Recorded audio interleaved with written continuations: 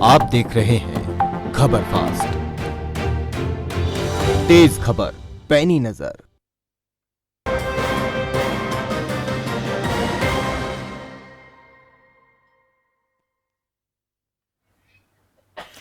नमस्कार, उत्तर प्रदेश लाइव देख रहे हैं आप। मैं हूं कायनात अंसारी। तरक्की की नई ऊंचाइयों तक पहुंचाने के लिए उत्तर प्रदेश को योगी सरकार ने तीसरी ग्राउंड सेरेमनी का आयोजन किया। लखनऊ के इंदिरा गांधी प्रतिष्ठान में आयोजित ग्राउंड ब्रेकिंग सेरेमनी का उद्घाटन प्रधानमंत्री नरेंद्र मोदी ने किया। पीएम से लेकर देश के रक्षा मंत्री तक इस ग्राउंड सेरेमनी का हिस्सा बने। कार्यक्रम को संबोधित करते हुए प्रधानमंत्री ने यूपी की कानून व्यवस्था जो है बेहतर होने की बात कही और इसका श्रेय डबल इंजन सरकार को दिया। पीएम का कहना था कि व्यापारियों के बीच यूपी को लेकर भरोसा पैदा हुआ है और व्यापार निवेश के लिए अलग माहौल बना है। 80,000 करोड़ से ज्यादा के रिकॉर्ड निवेश से संबंधित जो समझौते हुए हैं उससे रोजगार के हजारों नए अवसर पैदा होंगे और ये भारत के साथ यूपी की ग्रोथ स्टोरी को बढ़ते हुए दिखाता है। काशी बहुत बदल गई है, ये कहते हुए प्रधानमंत्री ने ग्राउंड ब्रेकिंग सेरेमनी में पहुंचे निवेशकों से काशी देखने की अपील की। केंद्र में एनडीए सरकार के 8 साल पूरा करने का जिक्र भी प्रधानमंत्री मोदी ने किया और इस दौरान रिफॉर्म, परफॉर्म, ट्रांसफॉर्म के मंत्र के साथ आगे बढ़ने की बात कही। वहीं सीएम योगी ने ईज ऑफ डूइंग बिजनेस में यूपी के नंबर 2 पर होने की बात कहते हुए पीएम के रिफॉर्म, परफॉर्म और इन्फॉर्म के मंत्र पर आगे बढ़ने की बात की। इसके अलावा रक्षा मंत्री राजनाथ सिंह ने प्रधानमंत्री मोदी के मार्गदर्शन और यूपी को आगे बढ़ाने में सीएम योगी के कुशल नेतृत्व की जमकर सराहना की। तो वहीं इन्वेस्टर समिट में पहुंचे आदित्य बिरला ग्रुप के अध्यक्ष कुमार मंगलम बिरला और उद्योगपति गौतम अडानी ने यूपी के बदले माहौल और सरकार की नीतियों की जमकर तारीफ की। तो निवेशक एक तरफ जहां खुश नजर आए तो दूसरी तरफ सरकार भी गदगद दिखाई दी निवेशकों को देख और उनके उत्साह को देखकर। तो निवेश और निवेशकों का ये जो आगमन है ये उत्तर प्रदेश को कितना बदलने वाला है, सरकार की नीतियों को और सरकार की रणनीति को ये कितनी धार देगा, इसी पर करेंगे आज चर्चा। और कई मेहमान इसमें हमारे साथ जुड़ चुके हैं। सबसे पहले उनका तारुफ आपसे करवा देते हैं। तो इस पर बातचीत करने के लिए प्रवीण कुमार पांडे हमारे संवाददाता सबसे पहले हमारे साथ जुड़ेंगे। उनसे जानेंगे कि आज की सेरेमनी जो है वो किस प्रकार से कितनी खास रही और उम्मीदें जो हैं कितनी इसको लेकर के प्रदेश सरकार की बंधी हुई हैं। बीजेपी के प्रवक्ता एसएन सिंह हमारे साथ जुड़ेंगे, सपा के प्रवक्ता अभिषेक वाजपेयी हमारे साथ जुड़ेंगे, वरिष्ठ पत्रकार रजा रजवी भी हमारे साथ इस बातचीत का हिस्सा बनेंगे। तो ये तीसरा मौका है जब ग्राउंड ब्रेकिंग सेरेमनी का आयोजन सरकार ने किया है। इस दौरान अपने संबोधन में सीएम योगी आदित्यनाथ ने जानकारी दी कि पिछले 5 साल में 65,000 करोड़ की जो परियोजनाएं हैं उन्हें धरातल पर उतारने का काम सरकार ने किया है। तेजी से प्रदेश आगे बढ़ रहा है। एक तरफ आध्यात्म की दृष्टि से सरकार लगातार जो है प्रदेश को आगे लाने का काम कर रही है। एक दिन पहले जो यहाँ पर 1 से 2 दिन पहले जो गर्भगृह का शिलान्यास किया था राम मंदिर के, उसमें योगी आदित्यनाथ ने कहा था कि अब ये जो मंदिर है ये राष्ट्र मंदिर जो है वो कहलाएगा, राष्ट्र को समर्पित रहेगा। अब ग्राउंड ब्रेकिंग सेरेमनी 80,000 रिकॉर्ड निवेश जो है उसके होने का दावा सरकार की ओर से किया गया है। तो यहाँ पर इस निवेश के आ जाने के बाद माहौल और कितना बदलेगा, माहौल जो है अनुकूल यहाँ पर बता रहे हैं निवेशक भी और सरकार भी। तो क्या वाकई में जिस तरह की तस्वीर सरकार की तरफ से पेश की जा रही है वो विकास को और तेजी से आगे ले जाने में कारगर सिद्ध होने वाली है। सबसे पहले हमारे सहयोगी जो हैं प्रणवीर कुमार हमारे साथ जुड़े हुए हैं। प्रणवीर से जान लेते हैं, ग्राउंड जीरो से हमारे साथ जुड़े हुए हैं। प्रणवीर, आप अभी भी इंदिरा गांधी प्रतिष्ठान के बाहर खड़े हुए हैं जहां आज ये ग्राउंड ब्रेकिंग सेरेमनी आयोजित की गई। जरा आज के सेरेमनी को लेकर जानकारी दें कि कितना उत्साह यहां पर निवेशकों के अंदर दिखाई दिया है, उम्मीदें और ज्यादा कितनी बंध गई हैं सरकार की। देखिए, जिस तरीके से देश के प्रधानमंत्री नरेंद्र मोदी ने आज 3 शब्दों को लेकर के अहम बातें कही, उसमें जो है रिफॉर्म, परफॉर्म और ट्रांसफॉर्म, ये 3 शब्दों को लेकर के जिस तरीके से देश के प्रधानमंत्री नरेंद्र मोदी ने कहा कि मेरे अब 8 साल मतलब लगभग पूरे हो चुके हैं और इन 8 साल में अगर बात किया जाए तो इसमें रिफॉर्म, परफॉर्म और ट्रांसफॉर्म खास तौर पर ये अहम रखते हैं, जिसमें परियोजनाओं की स्थिरता, उसका संयोजन और ईज ऑफ डूइंग बिजनेस पर फोकस किया है। 21वीं सदी में भारत ग्रोथ की ओर बढ़ रहा है, जिसमें उत्तर प्रदेश नंबर 1 है।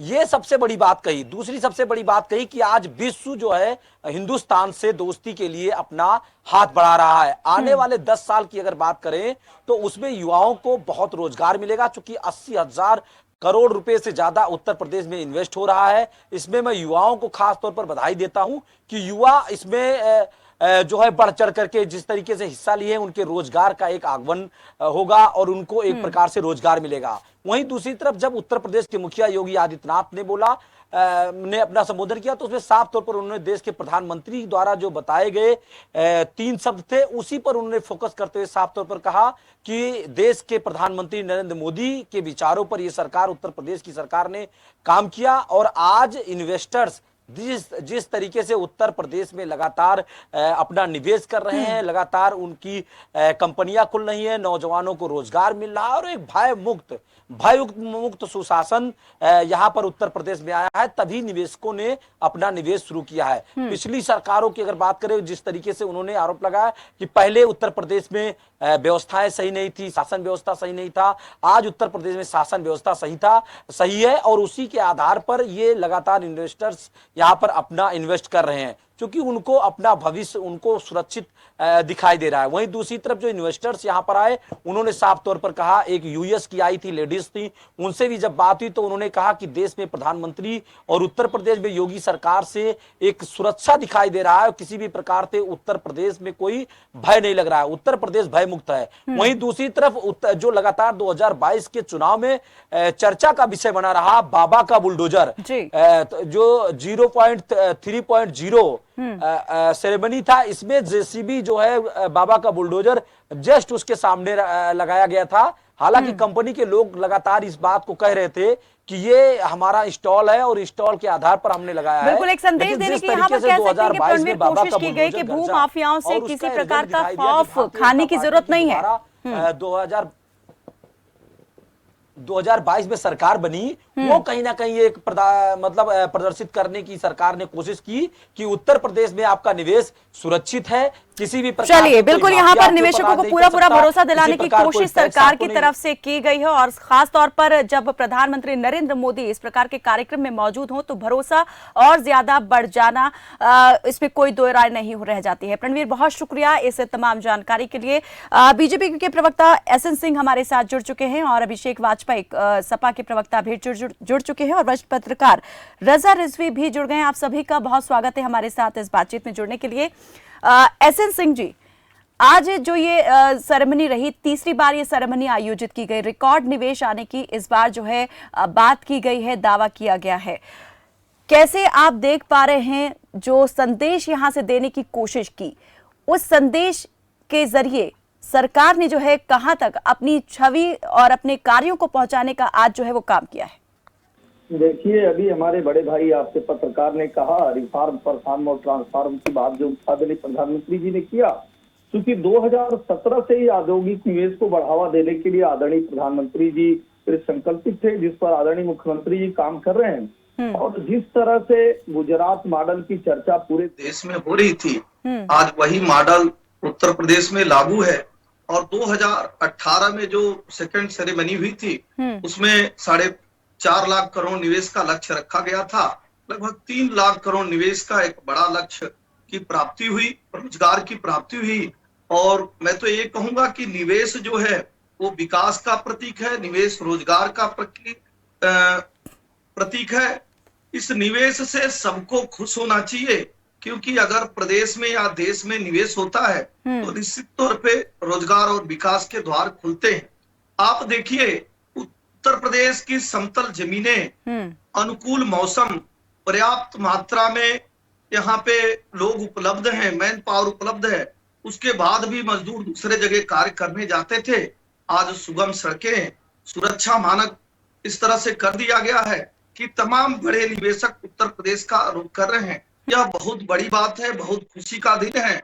सभी को प्रसन्न होना चाहिए कि आज जिस उत्तर प्रदेश में अपराधियों का राज होता था, आज वहां उद्योग धंधे लग रहे हैं, वहां विकास के मार्ग खुल रहे हैं। लगभग 350 करोड़ का निवेश हो चुका है और पुनः एक बार बड़े लक्ष्य को निर्धारित करते हुए उत्तर प्रदेश की सरकार जो जनता के लिए कृत संकल्पित है, आज जनता के विश्वास पे खरे उतरे।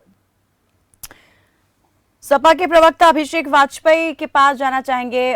वाजपेयी जी, क्या कहेंगे आज जिस प्रकार से एक कड़ा संदेश और एक पॉजिटिव मैसेज इस सेरेमनी के माध्यम से प्रधानमंत्री मोदी ने देने की कोशिश की और सीएम योगी आदित्यनाथ ने दी, उससे क्या लगता है कि अपनी छवि को यहां पर और मजबूत कर लिया है डबल इंजन सरकार ने? डबल इंजन सरकार का भी जिक्र किया और कहा कि इसके सानिध्य में ही प्रदेश में कानून व्यवस्था बेहतर हुई है और तमाम दूसरी चीजें जो हैं वो अब बेहतर हो रही हैं, जिससे भरोसा बढ़ा है।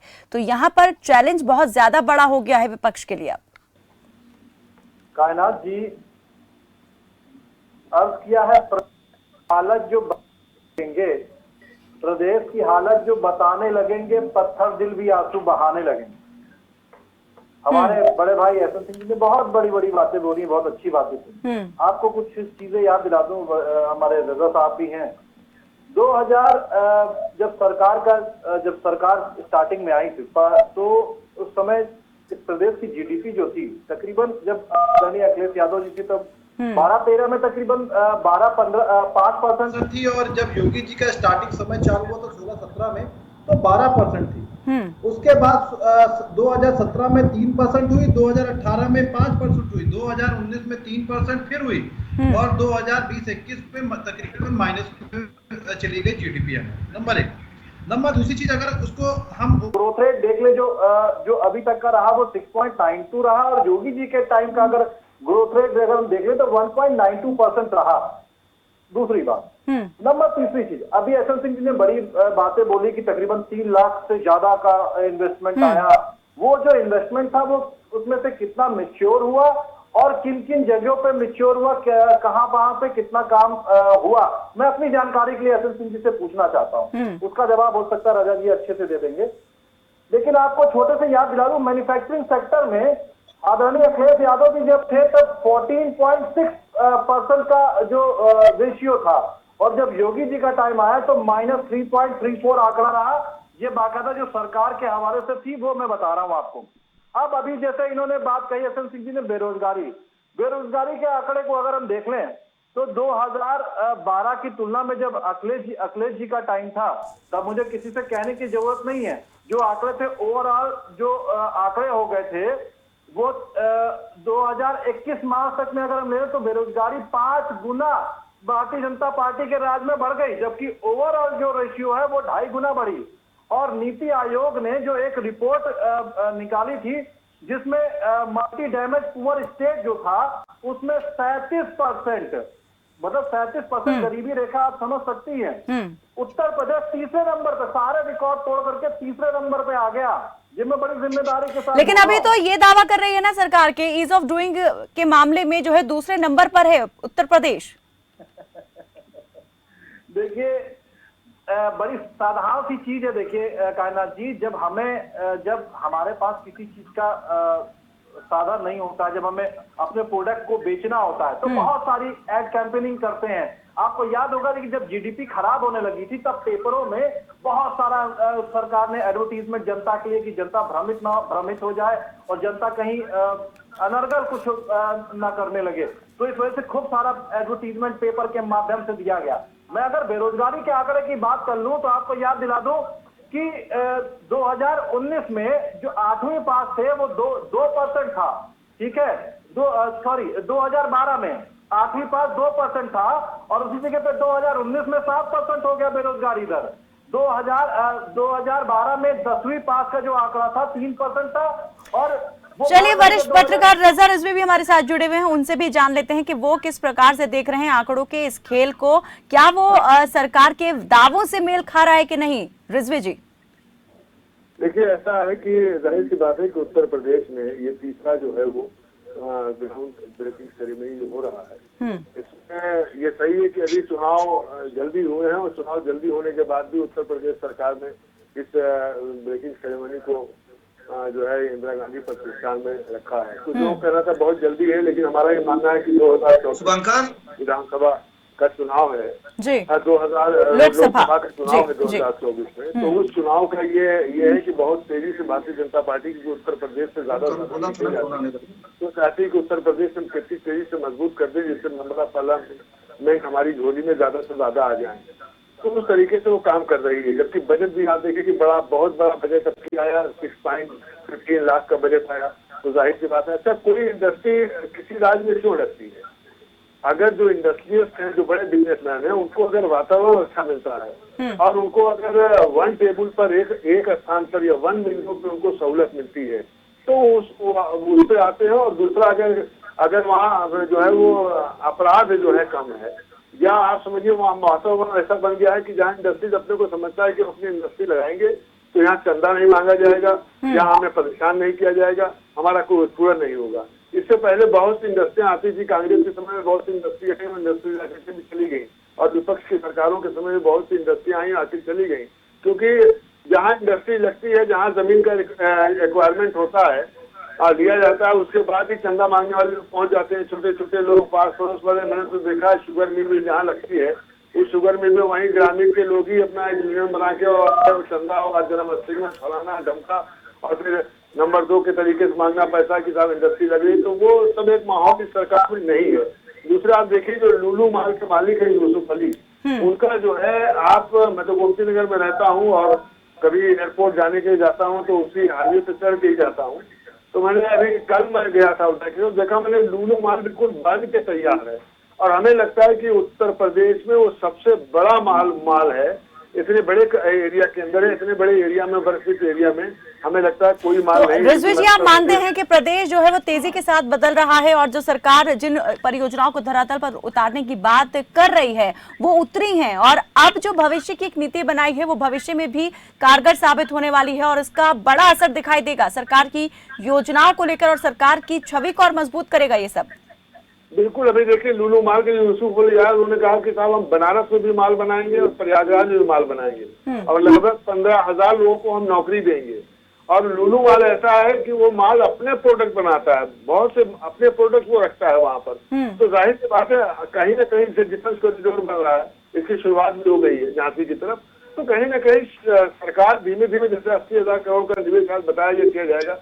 आप देखिए कि आज वही इंदिरा गांधी प्रतिष्ठान में वन डिस्ट्रिक्ट वन प्रोजेक्ट के 14 स्टार लगाए गए थे, जिन्होंने हैवी लोन लेकर के उसको किया है। तो कहीं ना कहीं सरकार इस पर कार्य कर रही है और कहीं ना कहीं कुछ खामियां भी रहती हैं और अच्छाइयां भी रहती हैं। लेकिन हमारा मकसद होना चाहिए कि सरकार इंडस्ट्री ज्यादा से ज्यादा उत्तर प्रदेश में लगाएगा तो जो हमारे नौजवान है उनको रोजी मिलेगी और रोजी रोटी के लिए जो बाहर जाना पड़ता है, स्टेट में आना पड़ता है। और आपने सुना है कि महाराष्ट्र में जब गए अभी ब्रिजभूषण शरण सिंह ने एक नारा भी दिया था कि 5 जून को अगर आ जाए ठाकरे जी देखते हैं उनको कैसे किए। तो हमें लगता है कि इंडस्ट्री के लिए यहाँ के जो युवा हैं उनको बाहर नहीं जाना पड़ेगा, क्योंकि धीमे धीमे उत्तर प्रदेश में चाहे वो फिल्म इंडस्ट्री का पैकेज खोलना हो, चाहे जेवर के पास जो है वो उन्होंने खोला है, फिल्म सिटी खोली है। तो कहीं ना कहीं सरकार काम कर रही है और इस पर लोगों को विश्वास करना चाहिए। जब सरकार काम कर रही है तो उस पर लोगों को सहयोग देना चाहिए। उस सहयोग देने से ये होता है, जैसे कि मैंने विधानसभा, बिल्कुल वो सहयोग जो है वोट के रूप में दिखाई दिया जा सकता है, दिखाई दे सकता है। जो अभी विधानसभा चुनाव में जो मैंडेट सरकार को मिला है, कह सकते हैं कि वो सहयोग सरकार की नीतियों के लिए ही जनता ने यहाँ पर दिया है। एसएन सिंह जी, मैं आपसे ये जानना चाहूंगी, अभी जैसे सपा के जो प्रवक्ता हैं उन्होंने भी सवाल उठाया कि पिछले 2 जो ग्राउंड ब्रेकिंग सेरेमनी आयोजित हुई थी उसमें जो निवेश आने का दावा हो रहा था उसका क्या हुआ? खुद मुख्यमंत्री योगी आदित्यनाथ ने जानकारी दी कि पिछले 5 साल में जो है 65,000 करोड़ की जो योजनाएं थी उन्हें जमीनी स्तर पर जो है वो उतारा गया है, जमीन पर उतारा गया है। तो ऐसे में क्या लगता है कि आप भी कह रहे थे कि लाखों रुपए का निवेश जो है, करीब 3 लाख करोड़ का निवेश आया था, लेकिन सिर्फ 65,000 करोड़ की जो योजनाएं हैं जमीन पर उतारी गई। देखिए, एक बड़ा निवेश आया, क्योंकि कई लोगों को सच सुनना और सच देखना पसंद नहीं है। निश्चित तौर पे वो आलोचना करेंगे और करना भी चाहिए, उनका स्वभाव है। आप देखिए, माइक्रोसॉफ्ट ने एक बड़ा निवेश उत्तर प्रदेश में किया, नोएडा में किया। और जब कोरोना काल चल रहा था उस समय चाइना की बाजार से अगर सैमसंग जैसी कंपनी हटी और भारत के तरफ रुख की और उत्तर प्रदेश में अपनी यूनिट को स्थापित की, एक बड़े रोजगार, एक बड़े विकास को जन्म दिया। ब्रिटानिया ने बाराबंकी में अपनी यूनिट लगाया। ब्रह्मोस मिसाइल के बारे में आपके पत्रकार अभी बता रहे थे, शुरुआत में जब शुरू किया गया था, ये लगभग 600 करोड़ का निवेश तो अलीगढ़ नोट में ही किया गया है, लखनऊ में किया गया है। IKEA ने लगभग 750 करोड़ का फर्नीचर में निवेश किया है। झांसी में भारत डायनामिक्स ने निवेश किया और RRTS ने मेरठ दिल्ली रैपिड रेल जो बन रही है उसमें एक बड़ा निवेश किया। चलिए, मेरे पास समय बहुत कम बचे। ठीक है, आप कह रहे हैं कि बहुत ज्यादा निवेश जो है वो आया है और जो MSMEs हैं और अंतर्राष्ट्रीय कंपनियां हैं वो यहाँ पर भारत की और खासकर उत्तर प्रदेश की ओर आकर्षित हुई हैं। अभिषेक जी, जल्दी से अपनी बात कंप्लीट करें। देखिए कायनात जी, मैं SM सिंह जी को बता दूं और राजा जी को भी बता दूं, दोनों लोगों को बड़े अच्छे से पता है, जब से भारतीय जनता पार्टी की सरकार आई है सबसे 8% किसानों ने अपनी जो खेती है वो छोड़ करके मजदूरी पे आ गए हैं। ये बड़ी जिम्मेदारी के साथ कह रहा हूँ, आंकड़ों के साथ कह रहा हूँ, कोई भी मुझे झुठला नहीं सकता इस बात को लेकर के। नंबर एक बात। नंबर दूसरी चीज, मैं अपनी बात इसी में ही सारी समाप्त हो जाएगी कि नीम के रस में मिला जब जहर तो मीठा हो गया, नीम के रस में मिला जब जहर तो मीठा हो गया, झूठ इस कदर बोला कि सच्चा हो गया। इतना अरे सुनिए, देखिए कुछ गिरावट जरूर आई है, जैसे कट्टा बम बनाने की जो मेरठ में फैक्ट्री चलती थी कायनात जी, उसमें गिरावट जरूर आई है। अपराध में भी गिरावट उत्तर प्रदेश में आई है, जिसका तकलीफ है समाजवादी पार्टी को। अपहरण में भी कमी आई है। चलिए, बहुत शुक्रिया आप सभी मेहमानों का। सरकार की उपलब्धियां जो हैं उसके दावे अपनी जगह हैं और विपक्ष के आरोप जो हैं वो अपनी जगह हैं। तो केंद्र और योगी सरकार यानी डबल इंजन सरकार अपनी नीतियों से यूपी को राष्ट्रीय पटल पर अलग पहचान दिलाने का दावा कर रही हैं, लेकिन निवेश की दृष्टि से निवेशकों को भाने वाला उत्तर प्रदेश युवाओं के जीवन और प्रदेश की तस्वीर को कितना बदलता है ये देखने वाली बात होगी। फिलहाल के लिए मेरे साथ बस इतना ही। आप देखते रहे खबर फास्ट। नमस्कार।